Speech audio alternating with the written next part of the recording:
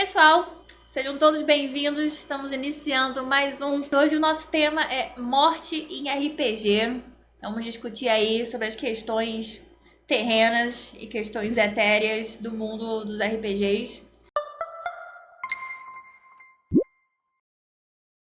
E eu estou aqui com o Vitor e o Rafael. Vitor, sentimos sua falta semana passada. Retrasada. Pois é, eu também senti falta de estar aqui, mas eu acho que foi legal porque outras pessoas da Critical vieram falar e aí é sempre... Eu tava aqui no chat, né? Tava acompanhando. E aí, fala um pouquinho de como você tá. Eu vou me apresentar, né? Assim, para quem não acompanhou, eu sou o Vitor Otani, eu sou parte aqui da Critical Skills.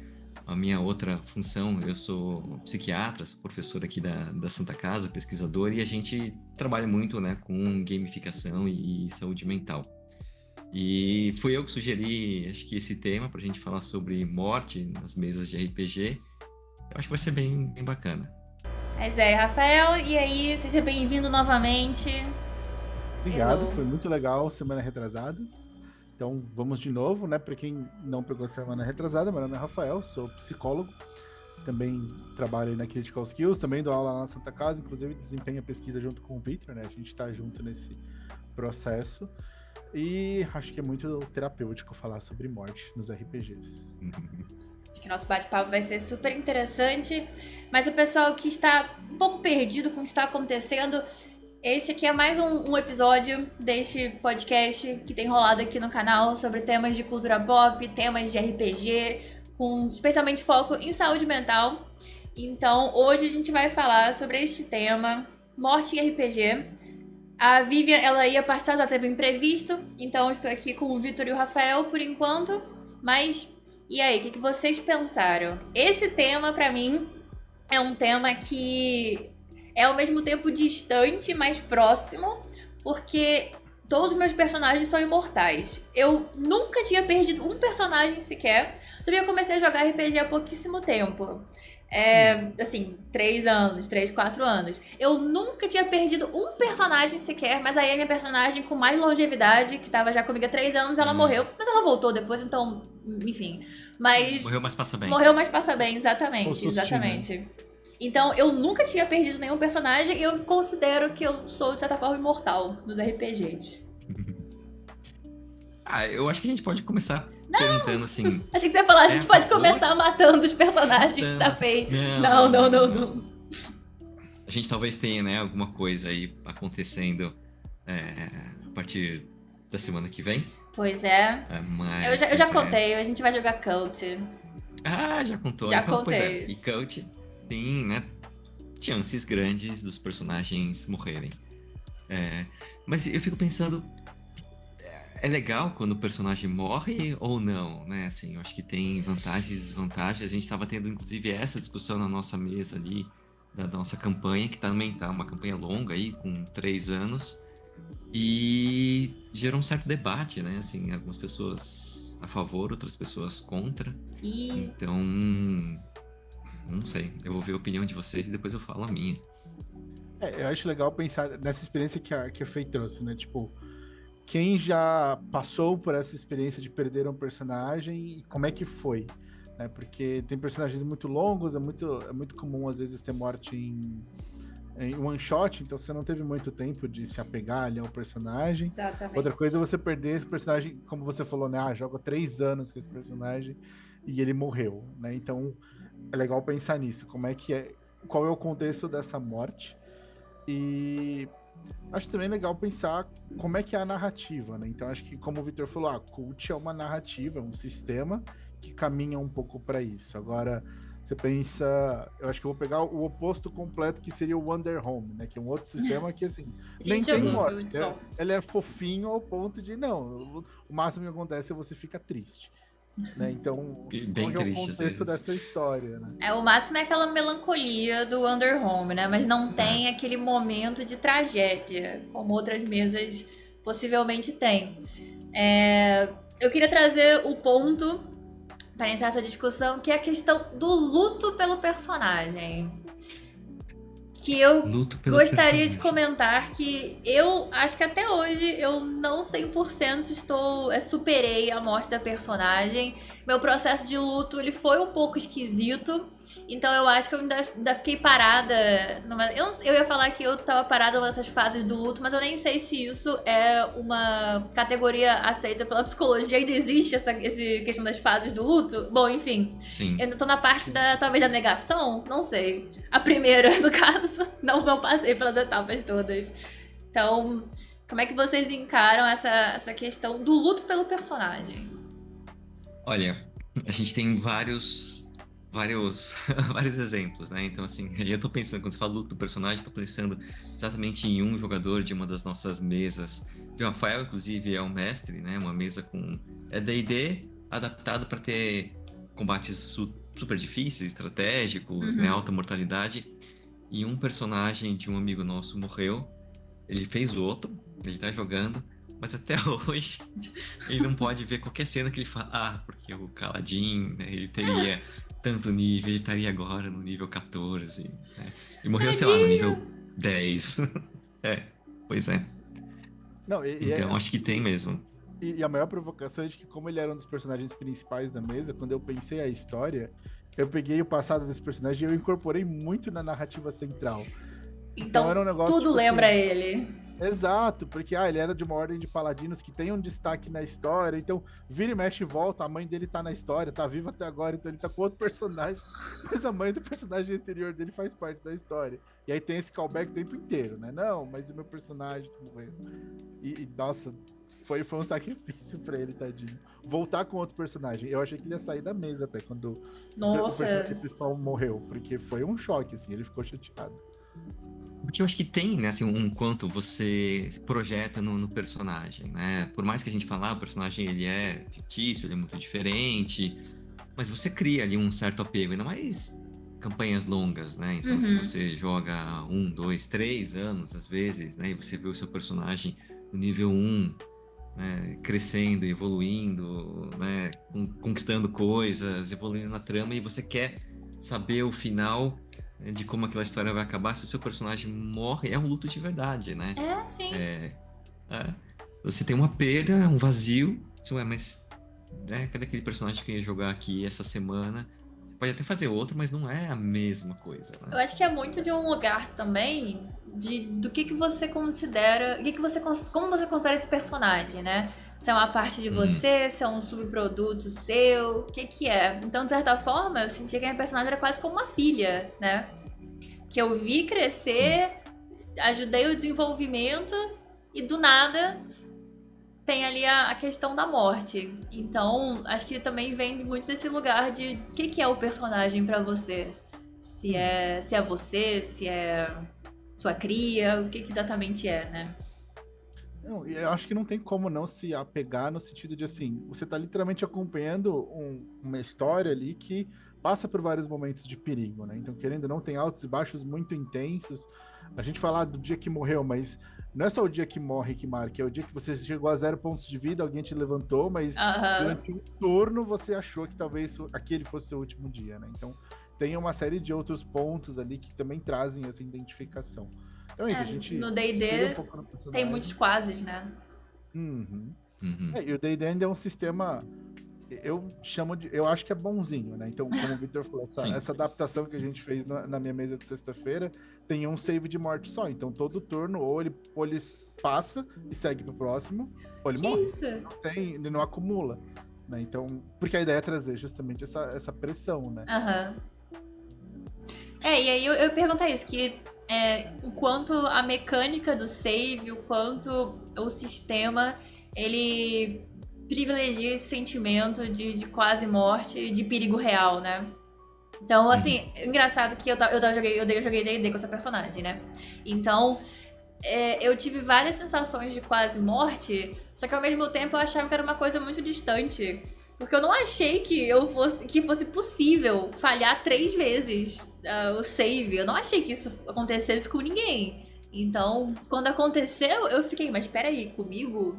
Uhum. É, é meio desolador, né? Porque os dados não tem negociação ali, né? Eu acho que o D&D ele é muito, é o que o Rafael falou, muito bonzinho. Então você tem várias chances, aí você consegue ser ressuscitada, né? Tem várias possibilidades, e a tua morte fica quase como um contratempo ali. Mas acho que a possibilidade de fazer tantos saves, né? E o grupo conseguir fazer uma magia de cura, trazer de volta, né? Caio, levanta. Eu acho que dá uma diminuída um pouco nessa sensação do perigo. A gente teve essa conversa para, inclusive, tornar, né, mais difícil a ressurreição. E é até um dos sistemas que a gente está aí planejando jogar. Será que a gente vai jogar em português, em inglês, né? Mas o Skyfall, ele não tem como trazer de volta. Ah, é? A morte final. Não tem ressurreição. A morte final. E se você falha em um save, então tem 3 falhas, né? Se você falha num save, você não recupera quando você volta. Então, da próxima vez você só tem mais 2 falhas. Você já tem uma marcadinha lá. Se você falha 2 vezes, você pode até voltar, mas tem uma marcadinha ali. E aí eu acho que, ao mesmo tempo, traz uma sensação de perigo e de ameaça que eu, particularmente, acho muito legal num sistema de RPG. Né? Não dando um foreshadowing Pois coach, é. mas... Mas eu acho legal trazer essa coisa do sistema, porque eu particularmente, eu não sei se eu sou muito calejado por jogar muito tempo Dark Souls, mas eu penso na morte como parte dessa experiência, né? Então, eu acho que eu gosto dessa dificuldade, para mim é muito divertido pensar que se eu escorregar, se eu fizer uma besteirinha ali, se eu cometer um erro, isso pode custar a vida do meu personagem. Né? Então, sei lá, eu pessoalmente encaro de outra forma, acho que até por isso que eu fiz essa mesa, porque a ideia era trazer esse sentido de não. O argumento que eu pensei se vocês encontrarem um Goblin e ele critar, ele pode matar alguém. Vocês podem estar nível 10, 12, 14, não importa. Né? E a ideia é trazer esse perigo. Então, eu gosto da morte como esse mecanismo. Eu acho que quando a gente até trouxe para essa mesa essa dificuldade da ressurreição, também é uma coisa que eu acho interessante, porque eu acho que só fortalece esse vínculo com o personagem. Então, por um lado, fica esse medo de perda, esse medo de, eu vou morrer, mas por outro lado, quando o personagem tá em perigo, você sente a adrenalina na tua veia de, esse personagem talvez morra, né? Então você se conecta muito mais com ele. Eu ia perguntar isso, que era o quão importante é a morte numa história. O quão importante é esse sentimento. Que comentário aqui no chat, Selovitch comentou que ele nunca teve uma morte na mesa dele em muitos anos de RPG aí, a não ser que a morte fizesse parte da história. E aí fica a pergunta, né? O quanto a morte faz parte da história, se é realmente um elemento a se considerar. Olha, eu acho que não necessariamente a morte faz parte da história, né? Mas acho que a possibilidade de você perder o seu personagem, ela tem que existir. Tem o sistema, o Tales from the Loop, que é um sistema muito legal, muito divertido, e são as crianças ali nos anos 80, e a premissa do sistema é: as crianças não morrem. Não tem, tipo, morte no Goonies. Então, as crianças, elas não morrem. Mas elas podem ficar tão chateadas e machucadas que elas vão pra casa. E aí saem da partida. E aí é como se o personagem tivesse morrido. Efetivamente, né? Uma morte. É efetivamente uma morte. Tudo bem, aí você pode voltar, né? Se for uma campanha, ele pode voltar. Mas eu acho que tem que ter essa possibilidade do risco. Senão vira um jogo meio de faz de conta, né? Assim, a gente jogou campanhas, né? Cenários em que claramente, né, o combate estava muito mais fácil do que era pro nosso nível. E a gente tava fazendo quase uma coisa meio trapalhões. Pega um, joga pra cá, né? Então não tem aquela coisa do combate, da morte. Você comentou isso da questão de estar mais fácil o combate.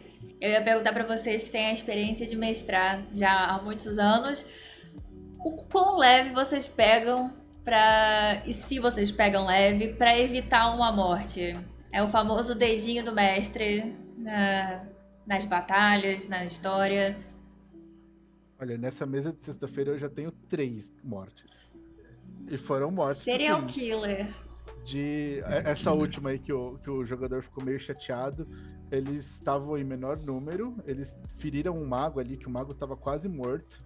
E foi uma mod, assim, foi um xadrez pra matar. Não foi pra matar ele, mas assim, ele fugiu pra um lugar fora da vista deles pra emboscar por outro lado e não tinha o que fazer.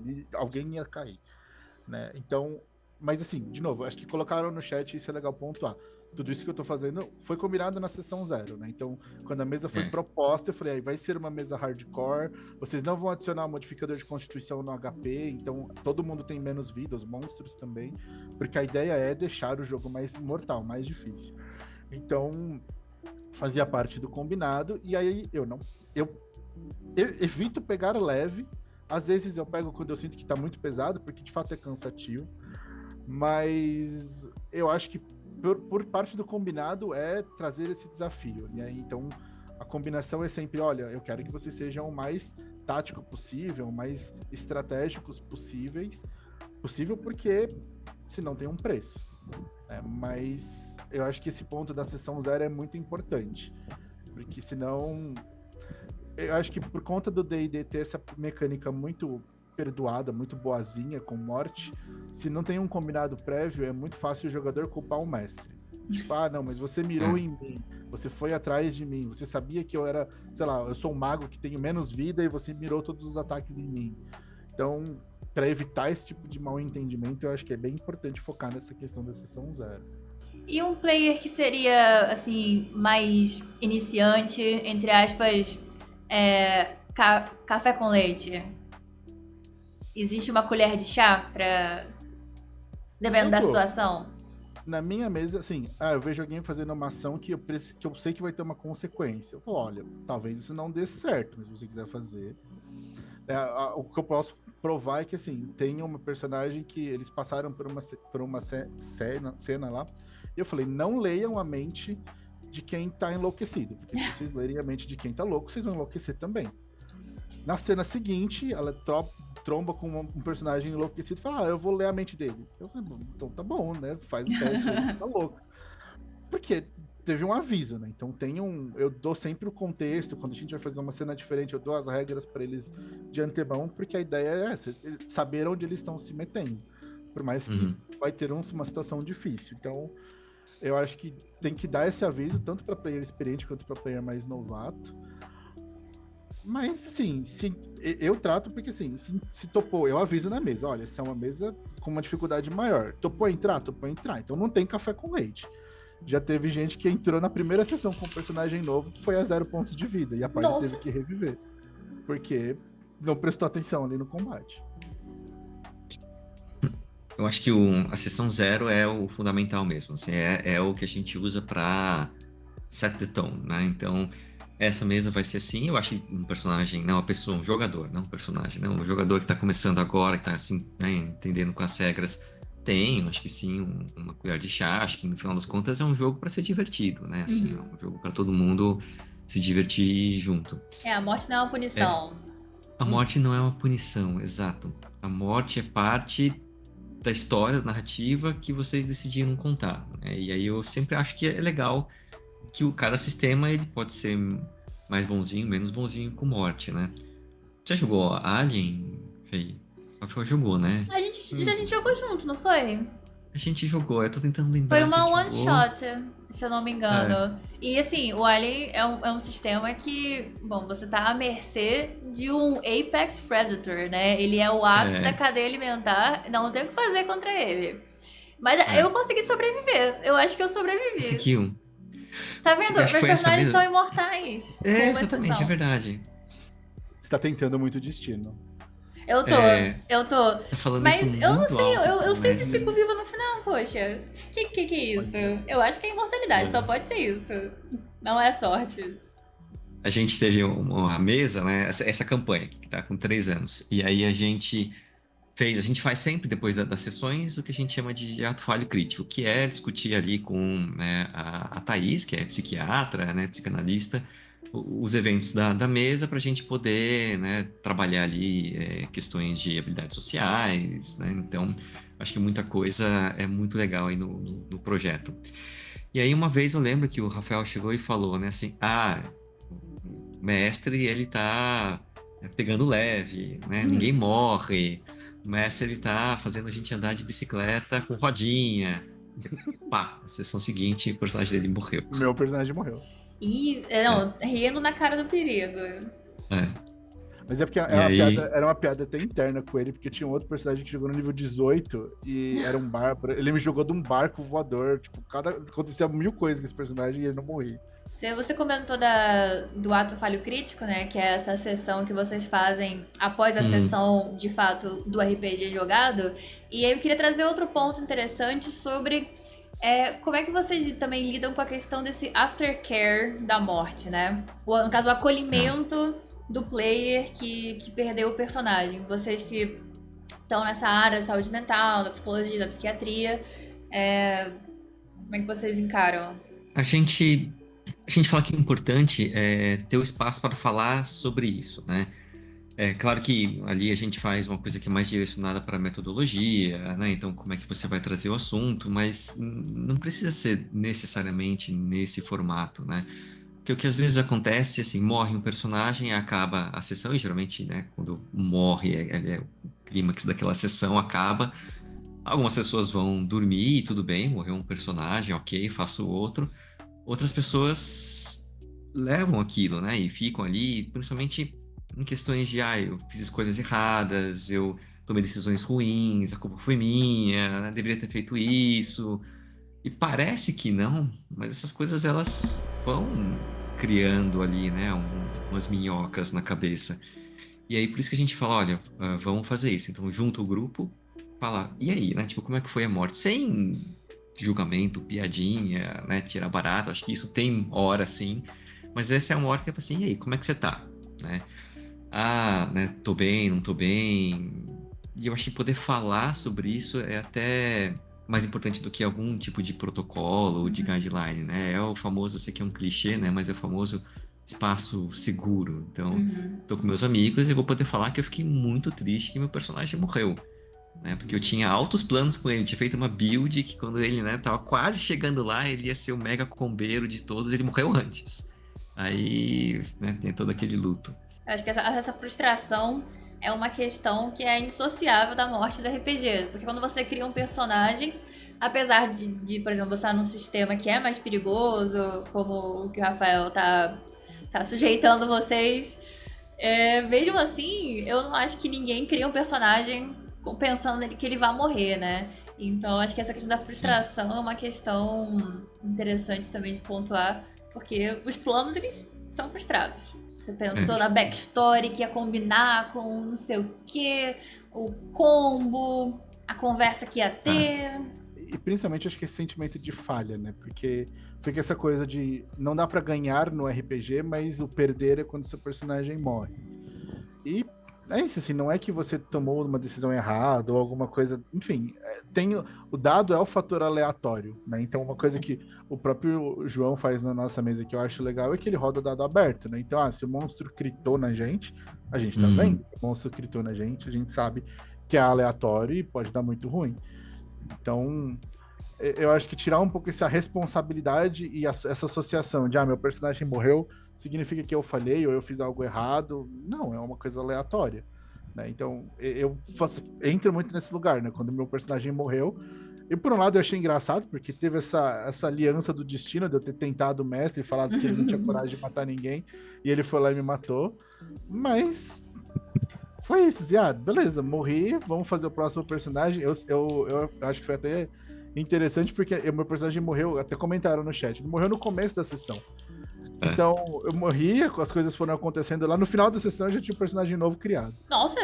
Então, foi lá, falei, beleza, vou aproveitar. Estratégia de luto, né? Estratégia de luto.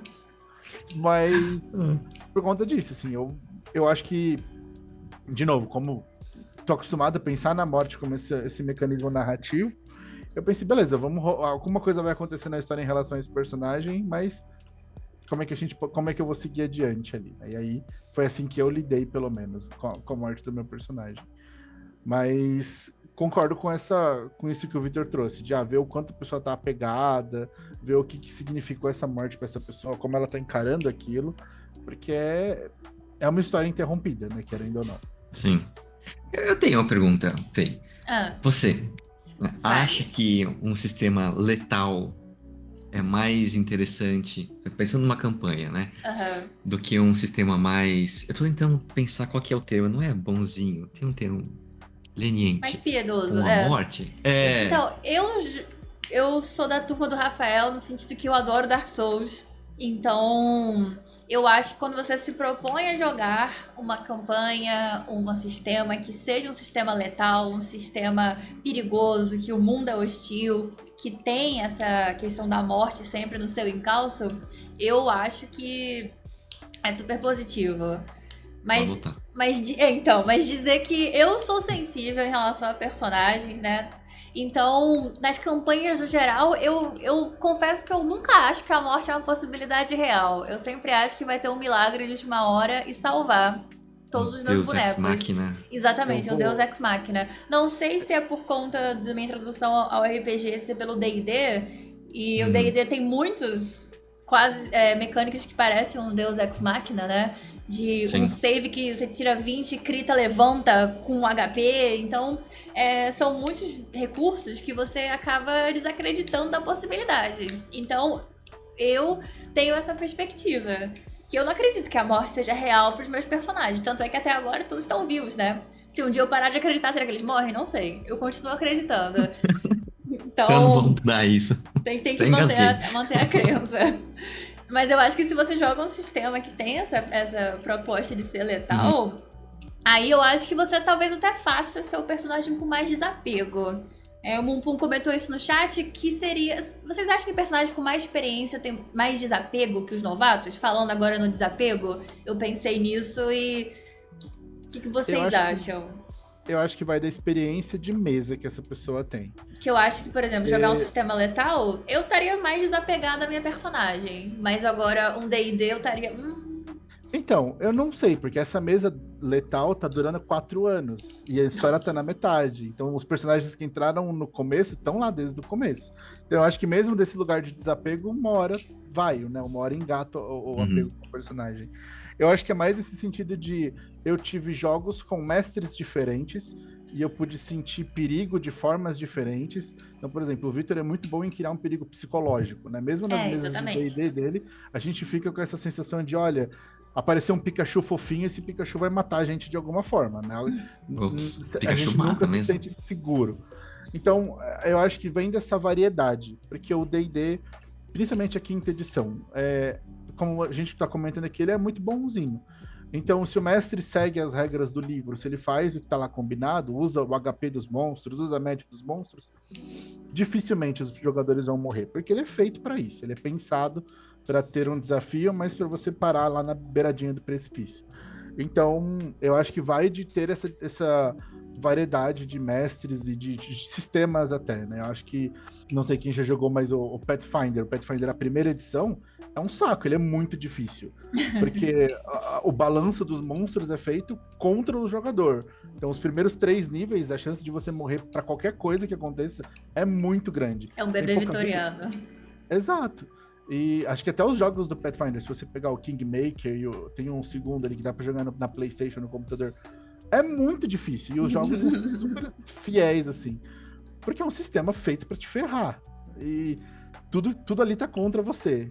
Então, eu acho que é legal ter essa experiência com vários sistemas, até pra quebrar um pouco essa coisa do, eu tô num lugar seguro porque eu sei que no D&D ninguém morre.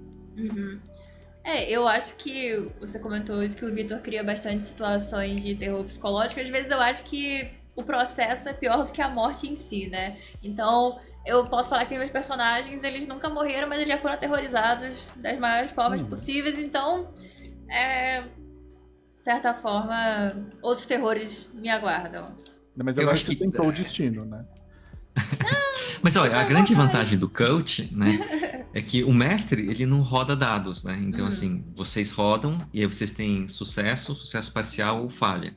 E coisas ruins vão acontecendo à medida que vocês vão tendo sucessos parciais ou falhas. Então, eu não decido nada. E às vezes é legal porque às vezes é meio imprevisível. Eu penso numa cena, mas eu não tenho a menor ideia de como ela vai se desenrolar, porque depende dos dados, né?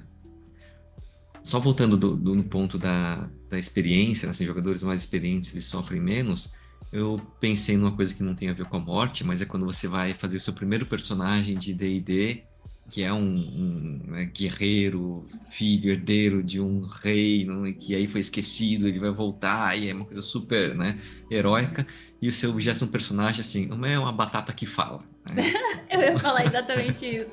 Eu vi uma imagem de meme de D&D recente que era mais ou menos isso. Era, seu primeiro personagem era o elfos, herdeiro, dark, ele perdeu os pais, e aí ele tá amaldiçoado pelo artefato mágico e o artefato... Né? Aí o seu 10º personagem é justamente isso. Era Uzumaki Naruto, o monge.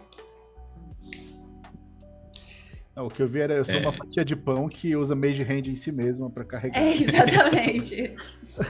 sim. Então, e aí você vai acho que, entendendo que sobreviver, né? A gente vem muito acho que da ideia do board game, assim, eu tenho que ganhar, ou do videogame, né? Eu preciso sobreviver, e aí eu preciso, né, chegar até o final. No RPG, claro, assim, isso depende de cada grupo, né? De como é que se define ali o objetivo. Mas eu acho que vai entendendo que a história vivida junto, a narrativa, ela é tão importante quanto você chegar no final com o seu personagem. Então, se o personagem ele teve um arco que você acha que é muito legal, né, e que fez sentido ali a morte dele, né, foi uma morte que fez algum significado, aí eu acho que, ok, você sai com um luto, mas aí uma sensação meio de, ok, dever cumprido, né? Se a morte não é uma falha, né? Quer dizer É, que a vitória foi esse processo da gameplay, né? Eu acho que até para dar um exemplo de cultura pop, assim, que de uma morte que eu acho que deveria ter acontecido, mas não aconteceu, e aí até pega o exemplo que a gente trouxe na semana retrasada, que é o do Gai do Naruto, né? A morte teria sido muito melhor para a construção do personagem no final dele, porque ele dá a vida, Nossa, sabe? Naruto, eu tenho exatamente a mesma opinião, Rafael, que eu estava inclusive falando isso live passada, você leu minha mente. Eu estava reclamando do Kishimoto não matar personagens quando deveria, e que vamos combinar que o Neji e o Shoji morreram no resgate do Sasuke, né? O Shoji, ele literalmente gasta a energia vital dele e ele morre. E o Neji tem o E buraco exatamente, o Neji também morre. Hum, Naquele momento. Depois o Kishimoto resolve, quer saber, eu não matei ele, agora eu vou matar. Mas é o mas tipo assim, de são morte mortes que impactariam na história naquele momento, mas e tem passou. todo um significado, né? Tipo, o negócio do sacrifício dele, Exatamente. lutar pela liberdade do clã, do Guy ali, mostrar que ele conseguiu superar todo mundo sem conseguir fazer nada do que os outros conseguiam fazer. Então, tem todo esse peso, né? Então, eu penso nisso no RPG. Se eu tô numa cena onde um personagem tá se sacrificando para salvar o resto do grupo e ele escolhe ficar para trás e ele escolhe dar a vida por aquilo, e aí tem todo aquele peso, toda aquela cena épica de não, ele se sacrificou pelo grupo. Aí alguém vira e fala: Não, mas eu tenho um diamante aqui, calma lá, volta aqui. Isso é o Corta D&D, toda a né? graça pra mim. Peraí, eu levanto ele. sim. Deixa pra lá. Tipo, não, deixa quieto, não foi nada não. Eu ia comentando, você falou do sacrifício, né? Como é que vocês lidam com jogadores que têm personagens suicidas? Porque Ah, eu sei que isso é também um sim. tipo de jogador, barra um tipo de personagem, que ele fala assim, e eu me jogo na frente, e eu vou segurar ele aqui, vão sem mim. A gente passou por uma situação exatamente assim, né? E aí eu acho que você vê que é um funcionamento constante daquela pessoa. Então, assim, na verdade é uma busca por atenção. Assim, eu preciso ser o centro das atenções.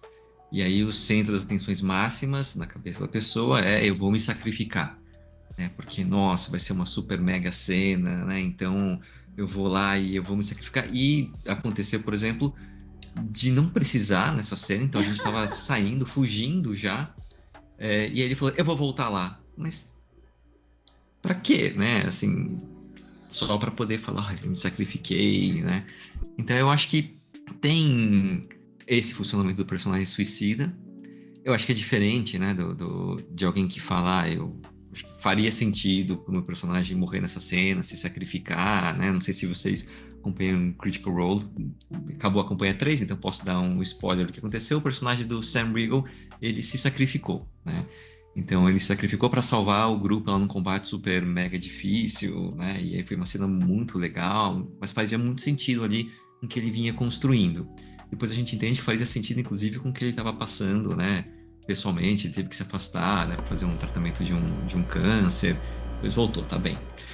Mas aí é diferente, né? Quando faz sentido na narrativa e quando você vê claramente que é o Estrelinha. No fundo, o personagem que é esse que fica tentando, né, o suicídio, o Suicide Hobo aqui, como falaram, é uma busca por atenção. E ninguém quer jogar com alguém que não sabe dividir ali o palco, momento. né? Eu acho que eu como mestre, eu tenho. Acho que é uma veia sádica de que quando eu percebo alguém querendo fazer isso, eu faço aquela morte, tipo, você morreu tropeçando numa pedra, você bateu a cabeça num banco. Eu, tipo assim, tudo bem, você se sacrificou, mas não foi de uma forma heróica, sabe? Tipo, Que maldade. porque não é esse que quer, não quer morrer, então tá bom, mas assim, tem que ter um contexto, né? Eu acho que a própria questão do Sam Riegel, isso é uma coisa que é uma regra que eu gosto muito de trazer, por mais que eu não divulgue muito para os jogadores, mas assim, eu acho que é muito legal essa questão do o que meu personagem pode abrir mão para salvar outro personagem, né? Então, tem alguns outros canais de D&D que trazem isso, tipo, meu personagem, sei lá, eu sou um paladino, eu posso abrir mão de 4 níveis de paladino para reviver alguém que morreu, ou para salvar a vida de alguém, ou fazer algo muito difícil. De certa forma, isso pesa mais do que a própria morte, porque morrer é fácil.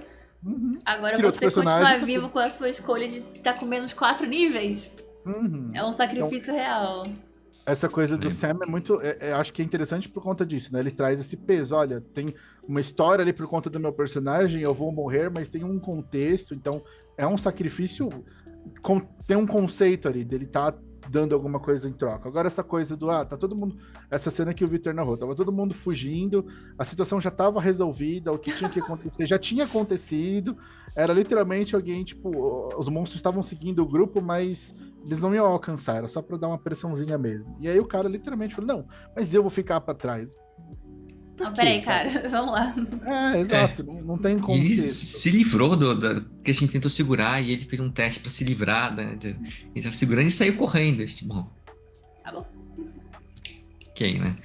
No chat citaram o Shiryu, mas eu acho que o Shiryu tem um fetiche de se cegar, né? Vamos combinar que qualquer coisa que acontece, ele vai lá e mete os dedos nos olhos. Mas é mais ou menos isso.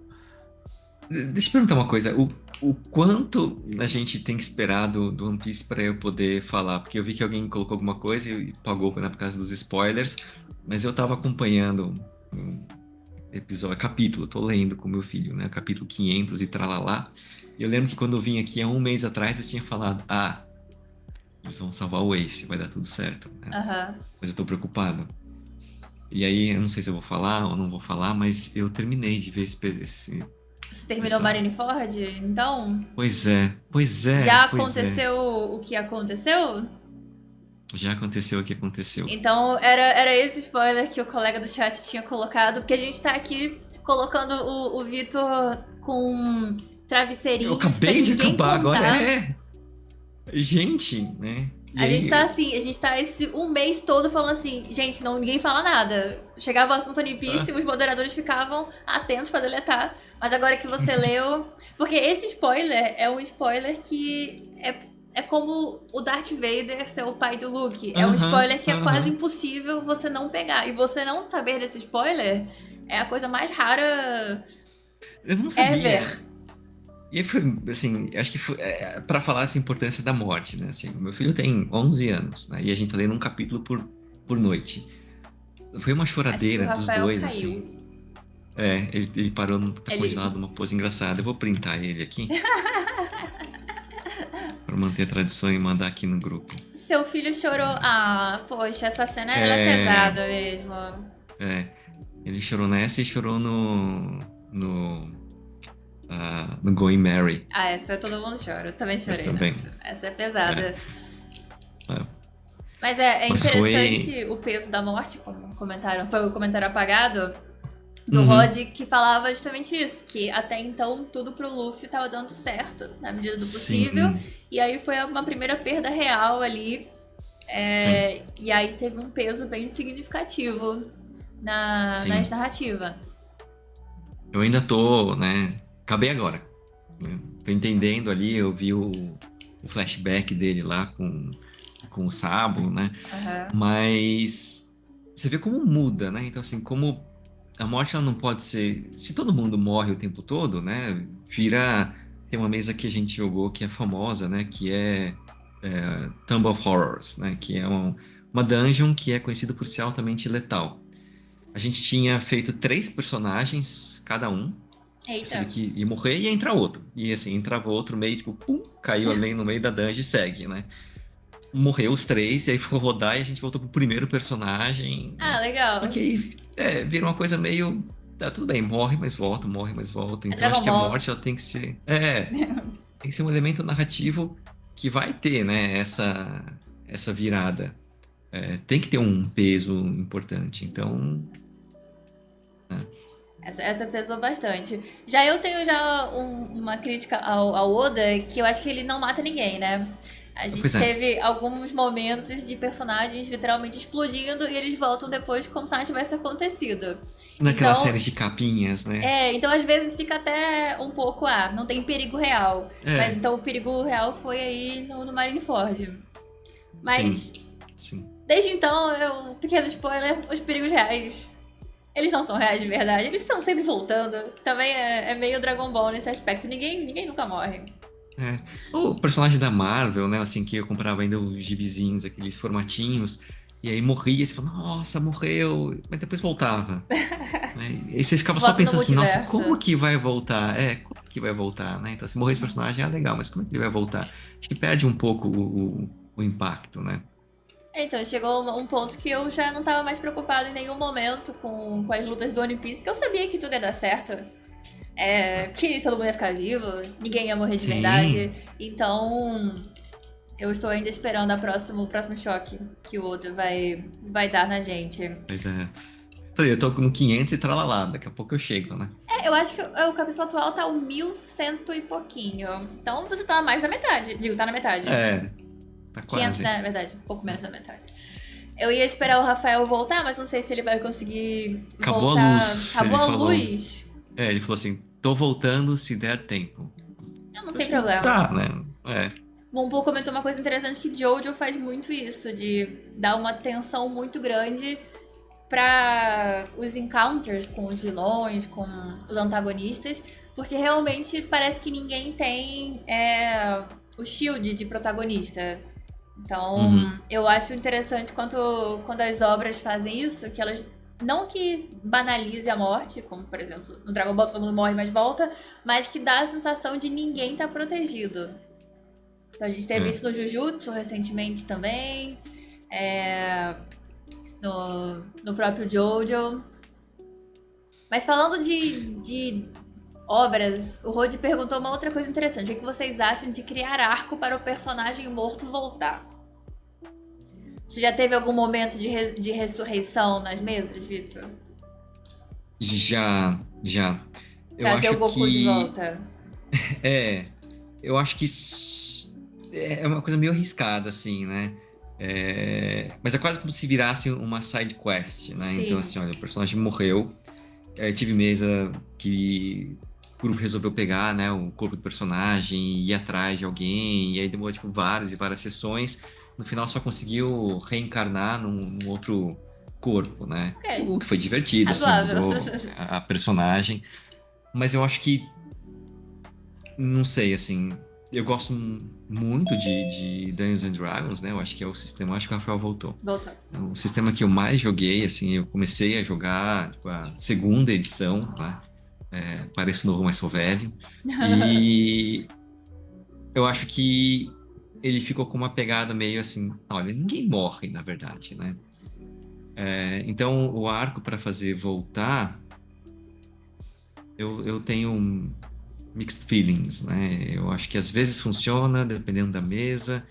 Às vezes não, às vezes fica só uma coisa tipo... esse cara que morreu, coloca na bag of holding e vai levando o corpo e ressuscita em outro lugar. Acho que tem que ter um certo contexto. Eu perguntei, Rafael, o que você achava de arco de ressurreição dos personagens, de trazer de volta um personagem que morreu, meio trazer o Goku de volta, Putz, pegar complicado. as esferas do dragão. Na bag of holding é de respeito, comentário Não, aqui no chat. eu acho que é uma ideia genial ali, né? Eu vou mumificar ele na Bag of Holding e ele fica eterno ali. Sim. Mas, não sei, aí eu acho que é minha opinião. Eu acho meio broxante esse tipo de missão, né? Porque eu acho que no Dragon Ball funciona porque o Goku é o protagonista, né? Então tem o Goku e o Vegeta ali, eles são os dois principais, né? Tem vários personagens que suportam, né? Que dão apoio, mas tem um protagonista. E eu acho que no D&D, no RPG, não tem, né? O protagonista, o grupo inteiro é o protagonista. Então, até acho que funciona essa dinâmica de um personagem que o grupo inteiro gostava morreu e a gente vai tentar achar uma forma de ressuscitar esse personagem, a gente vai levar ele junto, a gente vai deixar ele preservado em algum lugar. Mas o principal ponto é, tem um jogador atrás desse cara que morreu. E esse jogador vai ficar esperando o personagem dele voltar, ele vai criar um personagem novo para participar da missão de reviver ele mesmo. E aí nisso, tipo, se ele já criou um personagem novo que já tá na história de novo, por que eu vou continuar essa missão de ressuscitar? Então, eu acho que é uma história que precisa ter um contexto muito bom em termos de narrativa, né? Se for uma coisa tipo, sei lá, um rei morreu, alguma coisa assim, e aí a missão da party é justamente impedir ou trazer ele de volta e tal, mas um NPC que seja mais central. Eu acho que com um membro da party acaba sendo meio... Não sei, acho que é uma aventura, acaba sendo divertida, mas eu não acho que é uma narrativa que eu pessoalmente me interessaria ali. Eu tentaria achar outra coisa para fazer, vamos encontrar um personagem novo, vamos dar outro tipo de caminho ali. Eu tava esperando você voltar, Rafael, pra perguntar uma coisa. O Elmer no chat do YouTube, ele tinha trazido uma questão que ele é professor e ele queria saber como introduzir o RPG na sala de aula. Mas pra tie-in com o tema da morte, eu ia perguntar em relação a crianças. Vocês acham que o RPG é uma ferramenta interessante de introduzir esses conceitos de morte, de perda, num ambiente controlado, de certa forma? Você acha que seria positivo? Olha, minha experiência trabalhando com crianças é de que a gente normalmente subestima muito elas. Então, elas têm capacidade muitas vezes de entender coisas que às vezes a gente fica com medo delas não entenderem. Por exemplo, o filho do Visto na morte do Ace. É que eu não tenho muito contato com criança, então a minha visão ela é mais tipo, vamos poupá-lo da morte do Ace. A gente pula as páginas e finge que nada aconteceu. Porque eu trabalho muito com avaliação de criança. E é muito comum lá, vou chutar entre os 5 e 7 anos, as crianças costumam passar pela fase da morte. Então elas naturalmente se interessam por esse tema. Eu nunca esqueço que teve uma criança que eu avaliei, que ela falou, eu vou fazer um desenho meu, né? E aí ela fez um desenho meu, dela e do gatinho dela, os 3 num cemitério, cada um com seu túmulo, com seu túmulo, com sua cova. Falou, olha a gente aqui, e os pais horrorizados. Mas assim, eu acho que é uma curiosidade natural da criança, né? E uma coisa que o Matt Mercer faz, que é meio marcante, mas eu acho que traz um pouco desse argumento, é que o RPG ele é uma forma de deixar isso concreto.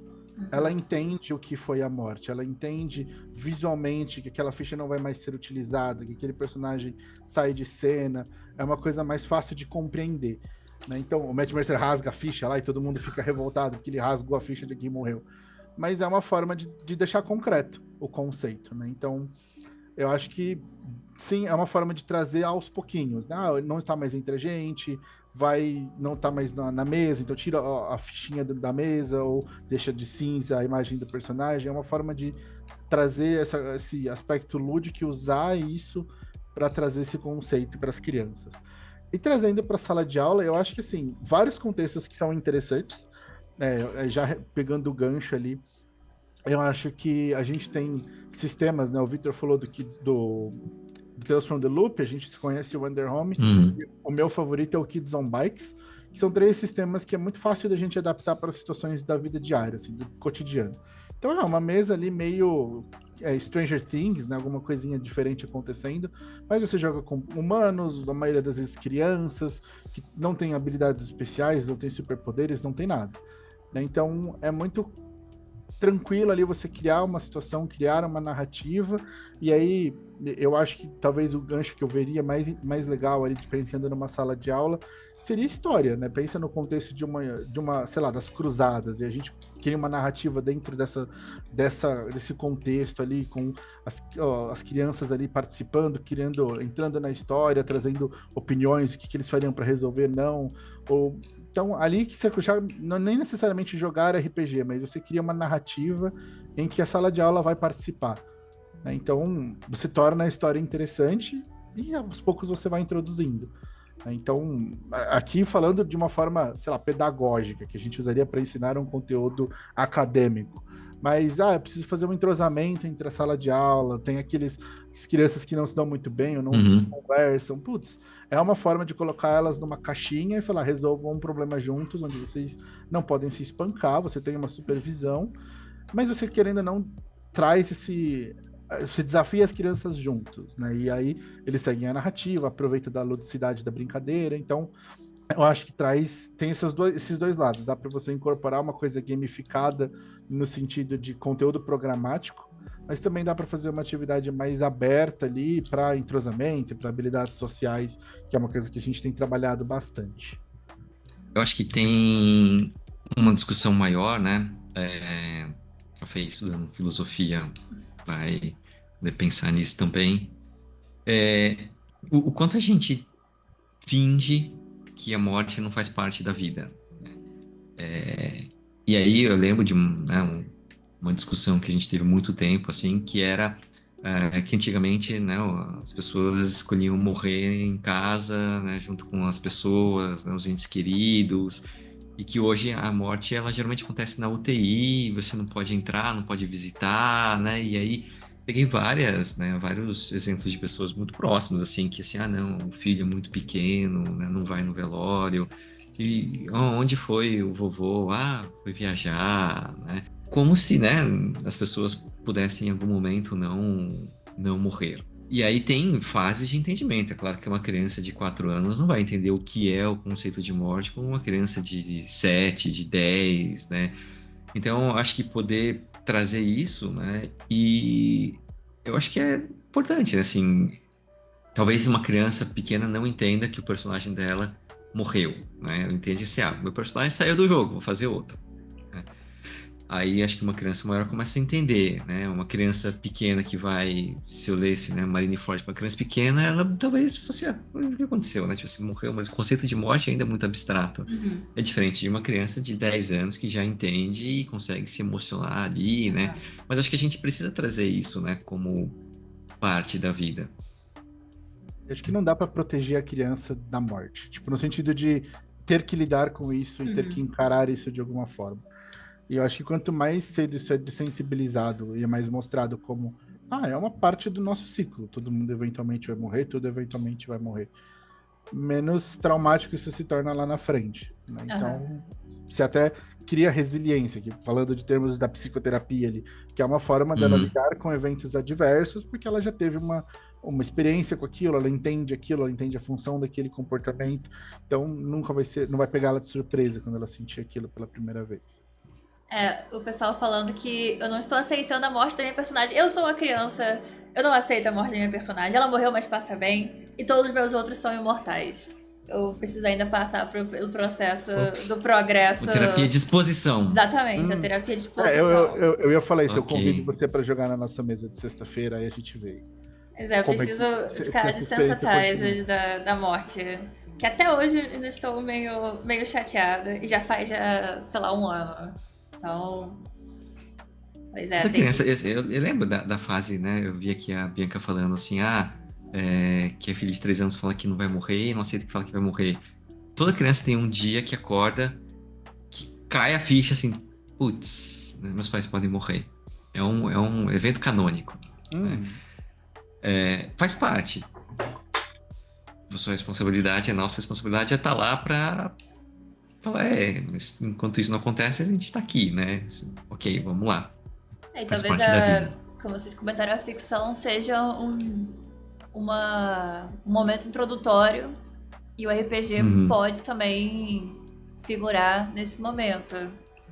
Só para Sim. dar um exemplo, quer ver uma forma? Eu acho que uma das formas perfeitas de pensar em como a ficção lida com o conceito de morte é o Bing Bong do Divertidamente Um, que é extremamente traumático para Nossa! todos os Sim, adultos, mas as crianças lidam sim. bem com aquela cena, né?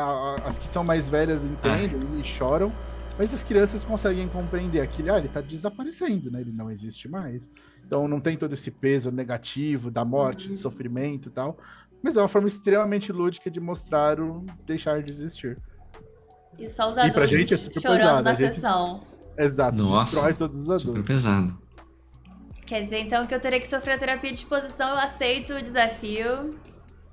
Eu aceito o desafio de ir para um mundo Dark Souls. Tá bom, Ótimo. justo. Praticar Eu o tô- desapego com personagens, eu acho que é importante também. É. E vamos ver como é que eu me Ah, saio do cult. Eu sim. nunca joguei cult, então, chat, vocês verão aí também um novo sistema aqui no canal. Acho que vai ser bem interessante. Não sei até o quão letal é, mas pelo que o Vitor disse, acho que vai ser um pouquinho. É.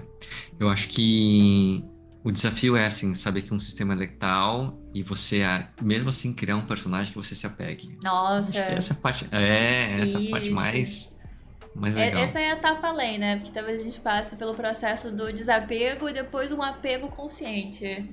Um eu apego acho que de que o personagem pode morrer, mas ainda assim você se importa de fazer uma coisa legal. eu diria que o objetivo é o apego consciente, de olha, eu vou aproveitar enquanto É, dura. Porque é isso que a gente tem que fazer com a nossa vida, né? A gente tem que aproveitar sim. enquanto dura. Nossa, Toy Story 3. Putz, esse é um filme que eu adoro, mas eu não vou ver de novo, não. Eu confesso que eu tenho um certo problema com filmes tristes. Que eu também não aceito, não assisto. Também acho que estamos vendo aí uma questão em comum, né? Com todos esses meus relatos. Tá aí uma coisa É pra ser um trabalhada. padrão. Um padrão, exatamente. Mas filme sobre morte eu não gosto de assistir, porque eu fico triste. Então, cara, citou Túmulos Vagalumes. Outro filme que eu nunca assistirei. Nossa, Nunca assistirei. mas esse, Não esse assisto filme é de cachorro terrível. nem de criança. Não é nem de criança que sofre, nem de Inclusive, cachorro que sofre. eu acho que nos RPGs tem que ter aí a regra dos cachorros imortais. É, Porque. Mas puxando aí essa questão de pets, né? uhum. Rafael e Vitor, vocês são mestres cruéis com pets, com familiares, com pets, com montarias, com. Ou eles têm a vantagem de serem imortais na mesa de vocês? Olha, eu acho que na minha mesa ninguém se arriscou muito até um pet. Eu acho que tem um personagem que tinha um rato de estimação, mas ele é tipo a fuinha da Jester da segunda campanha, que ele esquece que existe, aí de repente ela lembra 20 sessões depois que tinha o pet, então eu não vou muito atrás. Não Mas vai atrás. eu não falo como meu personagem, né? O Whaler, que é o meu Ranger, ele tem um dragão de estimação. E quando o combate tá muito apertado, já aconteceu, eu tipo, não vou invocar porque eu sei que o mestre pode matar. Por mais que ele não É, morra, né? Se ele chegar a 0 pontos de vida, ele volta sim. pro plano espiritual ali, eu invoco ele no dia seguinte, né? Mas ele não morre permanentemente. Uhum. Mas acho que vocês até viram vazar aí que eu tenho um pet, eu tenho uma gatinha, e eu projeto muito meus bichinhos nos bichinhos do jogo, eu não vou atrás não. Porque tem essa tendência, né? Todo mundo sabe que quando a party adota um bicho, ele vai morrer, eventualmente. Tanto por conveniência de narrativa, né? Porque dá trabalho, tem que envolver o pet na narrativa. Quanto porque é um jeito aí de atingir os jogadores. Inclusive, eu tô até com medo de quem tá jogando na minha mesa, tá vendo a live e querer adotar um pet agora, porque eu não sei o que eu vou fazer. Olha. Ah, eu. Eu acho que, assim, você tem que combinar antes, né? Eu acho que matar um pet pra atingir a party é um golpe baixo. Acho que a beleza da narrativa é você conseguir atingir a party sem atingir o pet. Então, geralmente, eu não faço nada. A não ser que as pessoas falem, não, tudo bem, a gente não liga. Eu nunca tive uma party que falou, tudo bem, a gente não liga. Geralmente, não, tipo, deixa o pet em paz. E eu deixo. Se vocês quiserem adotar um pet, ele vai sobreviver e ele vai contar a história da party que morreu, né? Mas A gente tem que perguntar pro João, pro Messi, que ele criou um pet, deu o pet pra gente, e matou. tudo que acontece de ruim, matou o pet, depois trouxe o pet de volta maluco, depois torturou o pet, de tudo que é forma possível. Que geralmente também tem a impossibilidade fática do pet sobreviver, né? Porque é difícil de manter um pet durante as aventuras. Então, aí vai muito... Vocês perdoam? São mais lenientes com o pet? Ah, sim, tipo, toda a leniência, né, e o carinho e o Deus Ex Machina pros pets. E E aí zero ele pros pega jogadores. todos e sobra 0 pros jogadores, né? Então, Aí eu tá acho que tem uma perfeitamente diferença. balanceado. Eu encaro como assim, o meu personagem tem, sei lá, um gatinho de estimação que ele carrega na mochila. Aí a primeira pergunta que eu vou fazer pra esse jogador é: você quer que o gato tenha uma ficha? Porque Uma se o ficha gato pode tiver morrer. Exato, se o gato tiver uma ficha, tiver um AC e tiver um HP, ele pode morrer. Agora, se o gato ele é só um companheirinho de suporte emocional que não entra no combate, não entra na Tudo iniciativa, é treinado pra ficar na mochilinha durante o combate, tudo bem, aí nada vai acontecer com o gato. Sim. Mas aí, Não, por quero exemplo... que o meu gato dê vantagem. Aí sim. Se ele interfere, se ele tem ação, ele pode morrer. Ele tem stakes na Por isso que narrativa. montaria é diferente, porque a montaria pode ter ações, né? Ela te dá uma série de vantagens e aí pode Mas morrer. aí, por exemplo, todo mundo cai do barranco. O gato tá na mochila. Ele Ah, não, o gato sobrevive sobrevive milagrosamente? magicamente. Ok. Mesma regra. Porque Gato, caíram do barranco, todo mundo fez um save de destreza. Se o gato tem uma ficha, o gato faz o save de destreza também. Se o gato Agora, não se tem o gato fica não vivo. tem ficha, tudo bem. Aí o resultado dele tá vivo aí. O dono dele tá vivo, ele tá vivo. Ok. Acho válido. Justo. Acho que essa é uma boa regra. Se tem ficha, pode morrer. De resto, o gato é mágico. Uhum. Acho que essa é exatamente. uma boa máxima. Ele é um acessório ali, né? Que eu tive uma morte traumática de pet. Acabei de me lembrar que na campanha que eu joguei, que inclusive foi a campanha que eu morri, ou não, né? Passa bem, morreu, mas passa bem. A gente adotou um pet e a gente conseguiu matar ele em uma sessão. Então foi uma sessão muito traumática. Eu acho que foi a sessão que todo mundo chorou. Eu tava em prantos. Foi um evento. Sim. Porque pet é um copy muito baixo, né? Assim, a gente fazendo tudo bem, tipo assim, você vai lá e mata 500 guardas, né? Aí morre, tipo, 500 companheiros ali, NPCs. Agora, um pet é muita Tá aí uma coisa projeção, né? interessante de falar na sessão 0. Que é se os sim. pets são imortais ou não. Uhum. Eu, por exemplo, Sim. sempre coloco essa regra, assim, essa minha regra pessoal de que eu sou sensível com o pet. Então, se você puder evitar de matar os pets na campanha, é meio que um limite que eu Sim. Não, os pets, eles são imortais, assim. Tive várias campanhas que falaram assim, olha, pra mim, tipo, pet não pode morrer, tá bom. Pet não vai depois morrer. dessa sessão que nosso pet morreu, eu botei como boundary meu. No mês seguinte, fala assim, ó, tudo bem, eu participo da sua mesa, mas o pet não pode morrer. Pode matar a personagem, fazer o que quiser com ela, pode fazer as barbaridades, pode mas matar o pet coleguinha. tá tranquilo. Sim. Meu boundary. Anotado. Anotado. Eu acho que a gente cobriu bastante tópicos aqui em relação à morte. Novamente, essa nossa conversa não é uma conversa para exaurir os assuntos, né? A gente ainda tem infinitas coisas para falar sobre morte em RPG, sobre morte na ficção, sobre como lida com esses assuntos. Mas eu acho que a gente conseguiu bater um papo bacana. Trouxemos memórias aí pro pessoal do chat de morte traumática de pet, de personagem, de party. Uma última gancho aqui. E quando rola o party wipe? Como é que vocês lidam com TPK. todo mundo morrendo? Eu admito que eu nunca fui vítima de um. Não sei se o Victor já foi. Porque eu acho que também existe a morte da campanha, né? Com o Exato. TPK acaba também a narrativa, acaba tudo. E é isso. Eles vão pra casa? Eu acho que existem formas, né, de você não fazer um TPK, que é, sei lá, capturar um ou outro, mas Acho que quando morre o TPK, ou é muito combinado, assim, pode ser letal e todo mundo morre, ok, né? Tipo, é mais um wargame ali. Ou o grande risco, assim, morreu todo mundo, assim, a gente não vai fazer outro personagem começar do zero. É. E a campanha acaba morrendo, né? Mas E aí vem o engraçado. dedinho do mestre de falar, vou salvar pelo menos alguém pra continuar. O quanto a narrativa a gente preza ela, Sim, over eu acho os que fatos. imagina assim, o grupo de inimigos vai lá e né, o grupo tem 5 pessoas, eliminou 3, assim, ó, ele pode capturar para interrogar. Ok, capturou 2, né? Faz parte, né, da narrativa. Eu não, sei lá, fingiria, né? Rodei aqui um 20 e falou, ops, foi um, errou, né? Nossa, errou de novo, errou de novo. Porque você perde um pouco a confiança ali no mestre. Por isso que eu prefiro também rodar os dados abertos. Mas acho que tem formas de, se você não quiser, e geralmente acontece isso, ou porque a party errou muito, mas geralmente é porque o mestre errou muito na mão, colocou um desafio muito maior do que é o possível. Então é a culpa, em parte, ali do mestre.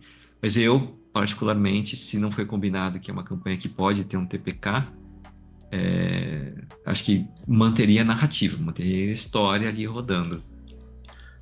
Eu acho engraçado porque como eu falei, né? Eu nunca fui vítima de um TPK, mas eu fico pensando, principalmente porque essa minha mesa tem esse contexto de ser mais difícil, de uma saída que eu particularmente acho interessante, tipo, olha, sei lá, a party X, todo mundo morreu. E aí vocês começam com uma outra party e vocês contam a história dessa party. Olha, tinha um grupo de heróis que tentou fazer tal coisa e eles fracassaram em tal lugar. Vocês querem tentar? E aí traz esse legado desse grupo anterior, né? Uhum. Então, vamos atrás, vamos encontrar e como é que é. Mas eu acho que essa questão do mestre que decide é muito complicada, porque nessa mesa mesmo eu já tive várias sessões que, assim, chegou assim de ser um TPK. Né? Teve uma sessão ali que acho que um NPC critou 3 vezes, e cada crítico dele derrubava um personagem, que ele dava muito dano. E aí Então, vai disso, né? exato, assim, Existe tava a no perda da dado. confiança se você interferir, Sim. mas ao mesmo tempo não é tentador, não. Não, é muito tentador, porque fica isso, eu quero que a história continue, e o principal medo é esse desengajamento de, todo mundo morreu, então dane-se, eu não quero saber o final. Eu, particularmente, sou uma pessoa muito curiosa, então eu acho que na mesa que a gente tá jogando no streaming, se todo mundo morresse, eu ainda ia querer criar um personagem novo, e não, eu quero achar o osso do meu personagem anterior, quero achar a ossada dele, saber o que aconteceu e tal, porque eu gosto da história. Mas eu entendo que tem gente que se desapega, né? Que não acho que desapega, mas larga a mão. Né? Tipo, morreu todo mundo, não tenho mais interesse. Então, eu acho que o mestre tem que conhecer muito o seu grupo para dar um desafio que pode vir a ser um TPK. Porque eu acho que se ele é calculado, se eu tô propositalmente colocando um inimigo muito difícil, que eu sei que ninguém vai dar conta, é mais fácil falar, gente, cansei de mestrar, tá bom? Todo mundo vai para suas casas, a gente faz outra mesa, porque não tem graça. Eu acho que a maior parte dos TPKs que acabam acontecendo são acidentes. Então, tipo, eu criei uma situação desafiadora, era difícil, 1, 2, 3 decisões erradas levaram a uma complicação, e os dados ajudaram o mestre, como aconteceu comigo, né? Critei 3 vezes. E aí acabou, você chega numa situação onde, era um desafio, era para ser difícil, mas ficou impossível porque o clérigo morreu no primeiro turno porque ele levou um crítico. E aí acabou, não tem mais o que fazer. Né? Então fica esse peso de, beleza, eu vou fazer uma luz divina, levantar o clérigo. Mas aí gera essa situação que você falou. Então ninguém morre. Então eu não preciso me preocupar. Então tem que ter uma confiança muito grande para propor esse tipo de cena, né? Eu tenho que trazer isso nas mesas de sexta-feira, mas às vezes eu peso a mão, né? O que o Victor falou é muito verdade. Às vezes eu percebo que a party fica cansada, fica todo mundo exausto de tensão, né? De tipo, vamos morrer virando o corredor. E aí já aconteceu, de tipo, não, a gente vai se trancar nessa salinha e esperar 8 horas aqui no banheiro da dungeon, porque a gente não tem mais recurso. Sim. Então, porque tem essa pressão, né? E você, se a sua party morresse todo mundo, você voltaria com outro personagem, todo mundo com um novo, pra continuar a campanha, Fê? Eu acho que eu Depende de como é conduzido, né? Porque ao mesmo tempo que eu sinto isso que o Rafael comentou, de que talvez role um desengajamento da história, se tiver um gancho nesse estilo de legado, de vocês vão investigar o que aconteceu, que tem um certo empurrãozinho ali e um objetivo, não é simplesmente voltar e voltou, eu acho que eu teria vontade de continuar assim. Dado o período de luto adequado pra a perda Sim. dos personagens, claro. Mas De eu uma acho semana. que. Uma semanazinha, algumas horas. A É, mesma sessão, né, Rafael? Uhum. sim. Mas eu acho que Eu consigo, daria pra mas- voltar, dependendo do gancho. Se for esse. Eu esquema investigativo eu achei interessante. Não tinha pensado. Não tinha Porque pensado eu nisso. penso- Ou Sim. filho, ou é o parente, ou alguma coisa do tipo.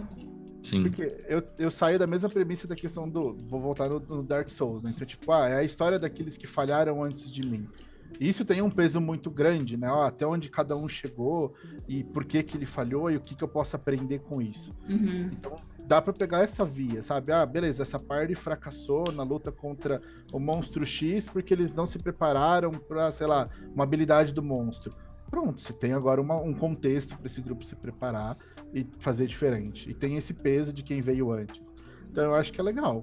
Tipo, é uma narrativa Sim. legal, mas é isso. Eu acho que é todo mundo que consegue lidar com o luto e entrar nesse jogo aí. O Axel comentou isso dos heróis anteriores afetarem o mundo dos próximos jogadores, né? Então, eu acho que se tiver um gancho interessante, seja vingança, seja investigação, eu acho que pode funcionar. Tem algumas campanhas, né, de Call of Cthulhu que eles falam assim, tipo, a campanha é altamente letal e se acontecer um TPK, tipo, tem como uma narrativa, assim, um outro grupo que descobriu, né, as pistas e vai dando sequência. Call of Cthulhu é outro sistema que eu adoro de paixão. Uhum. Nossa, eu amo Call of Cthulhu só pelo mecanismo de loucura. Eu acho aquele sistema fenomenal. Eu joguei uma vez só. Foi nossa campanha de Cthulhu, inclusive o Vitor mestrou. Estou aí com vontade de jogar novamente. Fica as ideias aí. Campanhas Sim. letais. Podem. Campanhas letais, Campanhas enlouquecedoras. terapia de exposição, Terapia de exposição. Acho importante. Mas eu Isso acho que o mesmo. peso do Cthulhu é de que ele traz uma realidade pior do que a morte, que Exatamente. é a O loucura. sofrimento ali de estar é pior do que o fim. E de ir se perdendo, né? De ter um Sim. personagem que você tá rodando o dado e vendo ele sumindo na tua frente, porque a insanidade tá aumentando. O Caio trouxe um ponto interessante.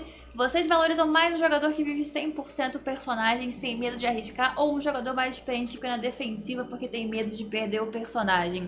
A gente, por medo do jogador, né? A gente tinha comentado isso do jogador experiente, do jogador novato. Eu acho que talvez o jogador mais experiente possa estar naquele estágio de já teve uma perda e agora tá ali apegado sem querer perder novamente. Ao contrário do jogador iniciante que talvez nunca tenha experienciado a perda e tá ali de cabeça, que não sabe o que lhe aguarda. Uma atriz que é a Deborah Ann Wall, que faz inclusive a Karen Page no Demolidor, ela mestra também, né, D&D. E aí ela deu uma entrevista lá e ela fala, a dica que ela dá para os jogadores é comprem as iscas dos mestres, né? Se ele coloca alguma coisa, compra, porque a história vai desenvolver ali. Então acho que você vai perdendo um pouco mais o receio e fala, bom, colocou alguma coisa aqui, aí eu vou. Eu, Vitor, não iria, lógico que não, mas se tem um barulho ali no RPG, no sótão, acho que eu vou lá ver, porque, né, estamos aí para isso. Já comentou aquela que talvez seja uma coisa- coisa meio meta, né? De evitar o conflito que o seu personagem iria, porque você sabe que tem um perigo para ele. Sim.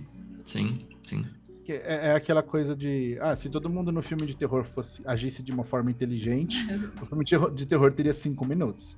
Porque a ideia é essa, né? A gente tem, a narrativa vai trazer ganchos. Eu, particularmente, sei lá, eu me considero um jogador um pouquinho experiente, mas eu posso falar que eu sou bem impulsivo ali, bem TDAH na minha forma de jogar por causa disso, assim, eu acho que eu tenho zero medo do meu personagem morrer e eu vou e dane-se. Mas eu valorizo esse estilo de jogo também. Eu particularmente Entendo quem tem medo do personagem morrer, mas eu acho que sim. Você perde história, né? Essa questão de meta, assim, tem um conflito que define a história. Não, vamos evitar esse conflito, vamos dar a volta. Porque chega um ponto que dá vontade de virar para esse jogador e falar, tá, por que você escolheu ser um aventureiro, então? Se toda vez que tem um problema na tua frente, a sua solução é, não, vou dar a volta. Não é comigo. Não é problema meu. Não vou para casa. Tipo, o que tá te levando para explorar o mundo? Né? Então, eu acho que fica meio... Claro, tem contextos onde daria para fazer, eu tenho medo de um combate, porque é um combate que tá sendo hypado ali por muito... Mas essa coisa meio meta de, eu vou evitar todo combate que eu puder porque eu não quero ter trabalho, não joga. Acho que parte do escapismo tá aí, né? Tomar decisões em um ambiente seguro, decisões que são completamente contrárias às normas de segurança.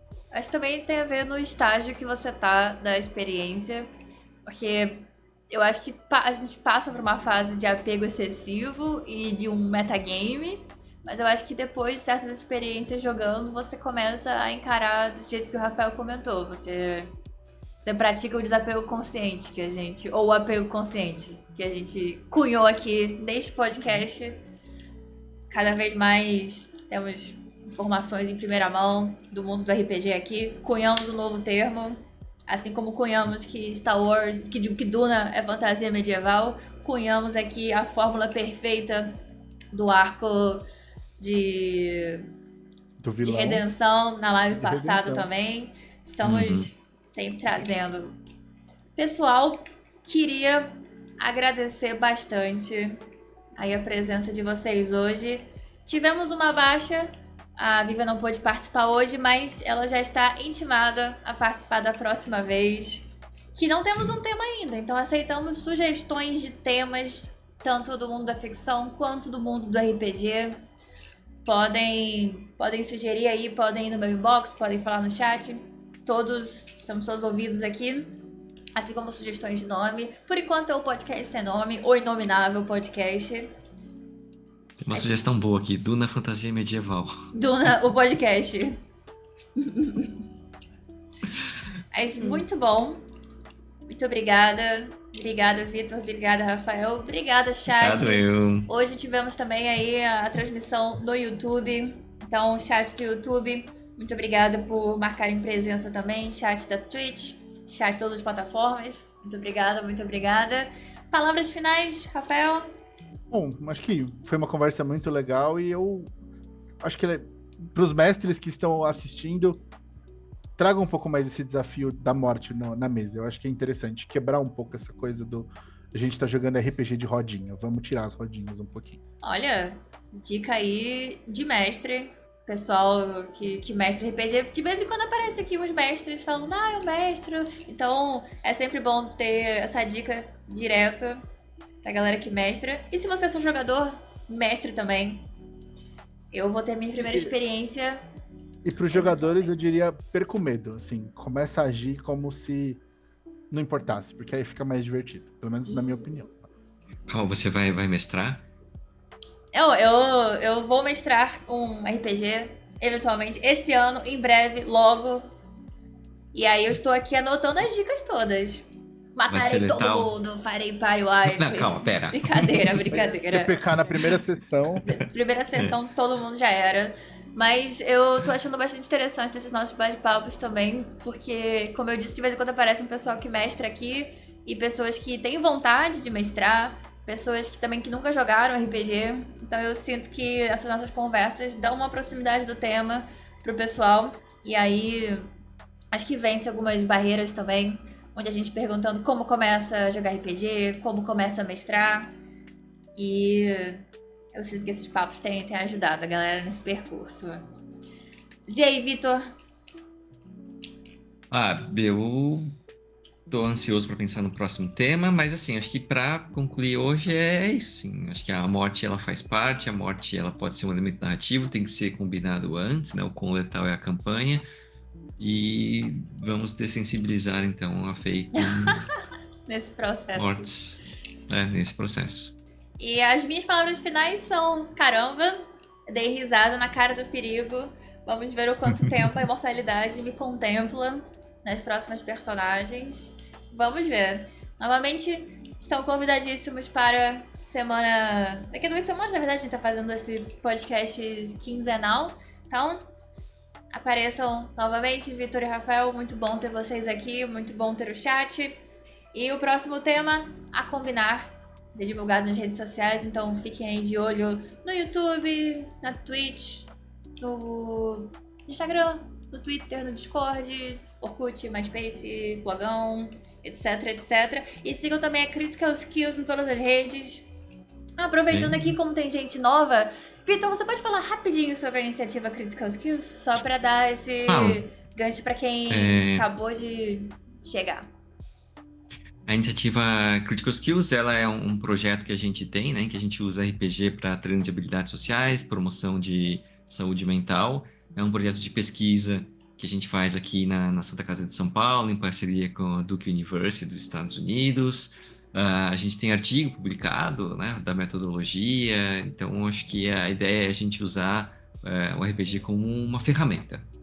E aí a gente tem tido vários trabalhos, várias pesquisas trazendo vários desses insights, inclusive, por exemplo, como a gente pode usar o tema da morte para trabalhar uma série de questões aí relacionadas ao luto. Então, sigam a Critical Skills aí no Instagram, no YouTube. Os links estão no chat, vai ficar na descrição do vídeo também. E muito obrigada, pessoal. Até daqui a 2 semanas. É. Tchau. É.